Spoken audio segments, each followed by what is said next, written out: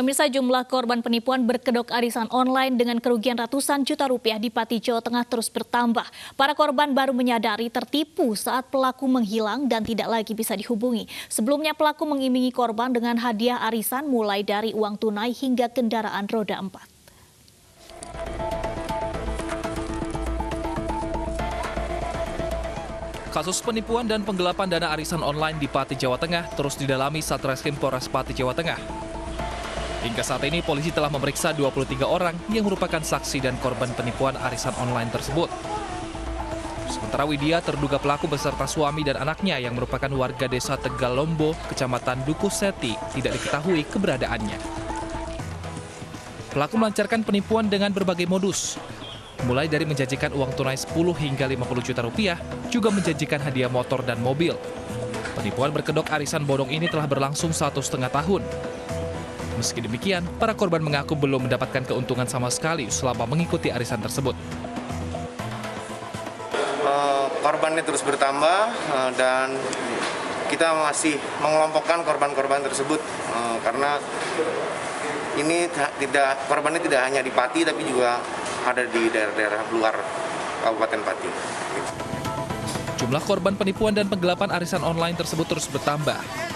Sebelumnya puluhan korban menggeruduk kediaman Widya, penyelenggara arisan online bodong. Dia kan namanya nggak aktif, terus ada beberapa yang sudah jatuh tempo, tidak dikasihkan uangnya. Sementara salah satu korban arisan online mengaku ia telah menyetor uang sebanyak 8,4 juta rupiah selama setahun mengikuti arisan online tersebut. Dia seharusnya menerima uang arisan sebesar 12 juta rupiah pada 5 Juni lalu. Namun tak kunjung diberikan oleh Widya, pengelola arisan online. Dia bahkan sempat menelusuri pemenang arisan online sebelumnya, namun ternyata merupakan nama-nama fiktif. Saya sendiri mengalami kerugian 8.400.000 dan teman-teman lain ada yang 10 juta, 20 dan yang lain-lain. Hingga saat ini sekitar 50 orang yang telah melaporkan diri sebagai korban dengan kerugian antara 2 juta hingga 28 juta rupiah. Diperkirakan ratusan korban lainnya belum menyadari lantaran arisan online tersebut memiliki jumlah anggota lebih dari 200 orang yang terhubung dalam laman Facebook. Dari Pati, Jawa Tengah, Atta Suharto, iNews melaporkan. Arisan online bodong mengakibatkan puluhan warga merugi dan kita sudah tersambung dengan salah satu korban arisan online bodong, Mbak Septia Tarita. Selamat siang, Mbak Septia. Iya, selamat siang. Halo Mbak Septia, ini pertama kali tahu ada arisan online ini dari mana Mbak? Diajak teman atau memang tahu pertama kali? Dari media sosial. Dari media sosial, lalu tukar nomor WA. Ini diajak teman atau memang melihat iklan yang muncul di media sosial tersebut? Ya, pertama melihat itu iklan di media sosial. Setoran pertama pada saat menyetor, kalau boleh tahu berapa Mbak Tarita? 250 per tanggal 10. Nantinya dijanjikan akan memperoleh berapa total bila mendapatkan giliran? 10 juta. 10 juta. Ini sudah berapa lama nih Mbak Tarita bergabung dengan arisan online ini? Sejak tanggal 19 Januari 2019 lalu. Oh, dari bulan Januari ya Mbak ya. Nah, selama beberapa bulan ini apakah sudah pernah bertemu dengan pelaku Widya? Atau selama ini komunikasi lewat handphone saja? Enggak bisa dihubungi.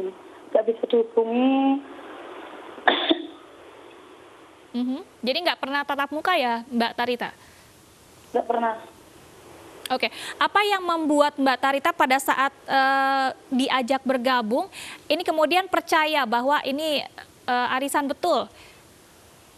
Iya, karena setahu saya kan Widya itu orang terpandang di kampungnya, orang kaya, keluarganya dari orang terpandang lah. Di sosial media juga gayanya itu glamor.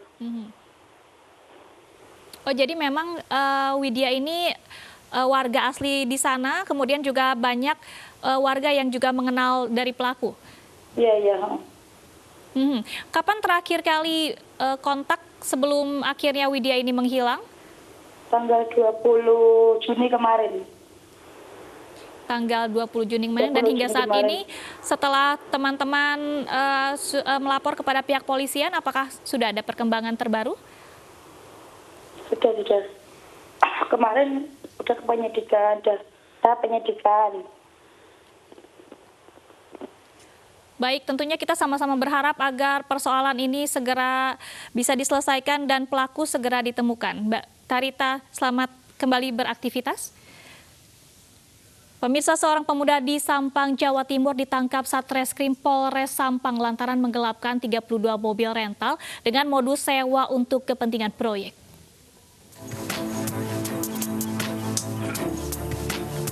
Tujuh unit mobil berbagai jenis dan merek disita Polres Sampang dari tangan Ika, warga Dusun Jatisari, Desa Labuhan, Kecamatan Sreseh, Kabupaten Sampang, Madura, Jawa Timur. Pelaku menggelapkan 32 mobil rental. Pelaku melancarkan aksinya dengan modus ingin menyewa mobil selama 1 minggu untuk kebutuhan proyek. Kendaraan rental yang disewa tersebut kemudian oleh pelaku digadaikan kepada orang lain. Hasil dari penggelapan kemudian digunakan untuk menyewa mobil kembali. Untuk memuluskan aksinya, pelaku menggadaikan kunci kendaraan mobil yang disewakan. Waktu kejadian menyewa untuk kepentingan proyek. Tapi tentunya kami tidak hanya di sini. Kami akan menggali terus nanti dari penyidik, yaitu motif ataupun barang bukti yang lain yang untuk saat ini masih dilakukan penyelidikan oleh penyidik. Jadi ini yang sudah diamankan oleh penyidik, salah satunya beberapa barang bukti dan bahkan ada kunci serep yang digunakan untuk mobil-mobil tersebut. Dari aksi kejahatannya, pelaku berhasil mengumpulkan uang sebanyak 970 juta rupiah dan hingga kini polisi masih menyelidiki 26 mobil rental yang digelapkan pelaku. Pelaku terancam hukuman 4 tahun penjara. Dari Sampang, Madura, Tikno Ari, iNews melaporkan. Kita beralih ke informasi lainnya, pemirsa. Sidang pembahasan damai koperasi simpan pinjam Indosuria kembali digelar di Pengadilan Negeri Jakarta Pusat. Nasabah memadati depan ruangan sidang untuk mendukung kesepakatan damai.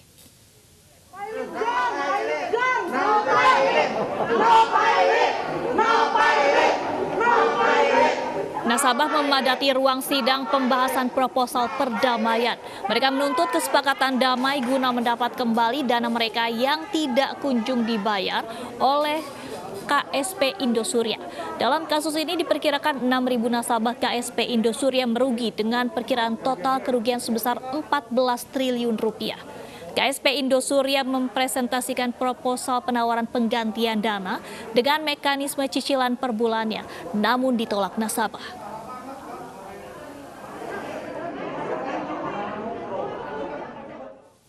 Pemirsa, puluhan orang tua siswa yang mendaftarkan anaknya di Sekolah Negeri 1 Kisaran Asahan, Sumatera Utara mengamuk setelah mengetahui dugaan kecurangan sistem zonasi dalam penerimaan siswa. Orang tua protes lantaran rumah mereka yang berjarak dekat dengan sekolah justru tidak diterima masuk.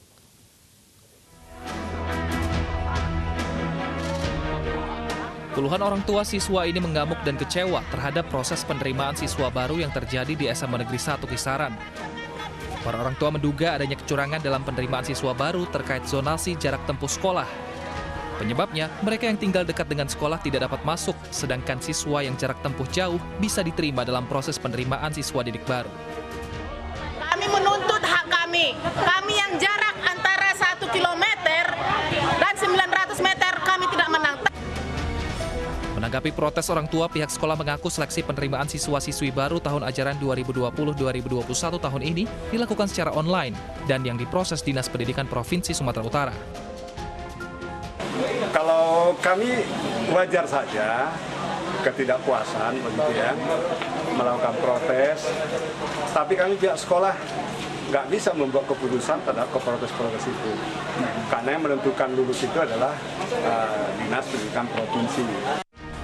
Atas kekecewaan tersebut, para orang tua mengadukan permasalahan ini ke DPRD Kabupaten Asahan. Dari Asahan, Sumatera Utara, Ulil Amri, iNews melaporkan. Diduga akibat korsleting listrik, Sekolah Menengah Atas Negeri 100 Cipinang Besar Selatan Jatinegara, Jakarta Timur, Rabu siang terbakar. Ruang guru dan 3 ruang kelas yang berada di lantai 2 ludes terbakar.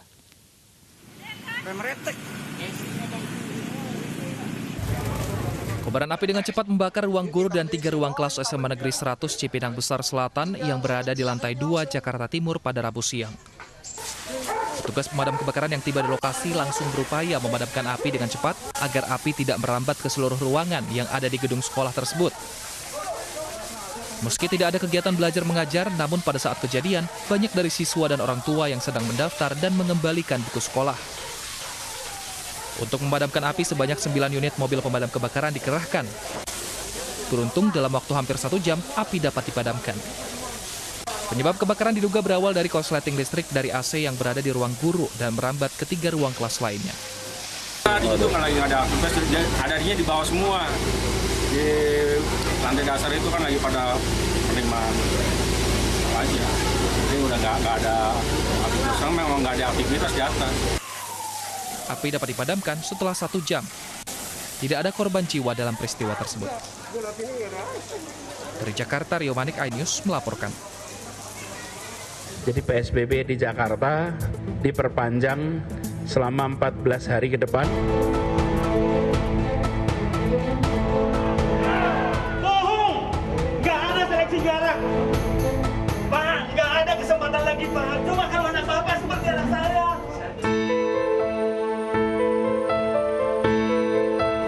Kami mau sistem ini dibatalkan. Dan dibilang, ini tidak adil bagi kami anak-anak.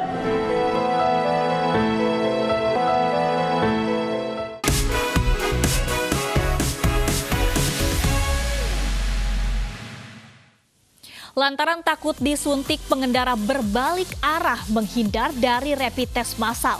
Selengkapnya tetaplah di iNews Siang.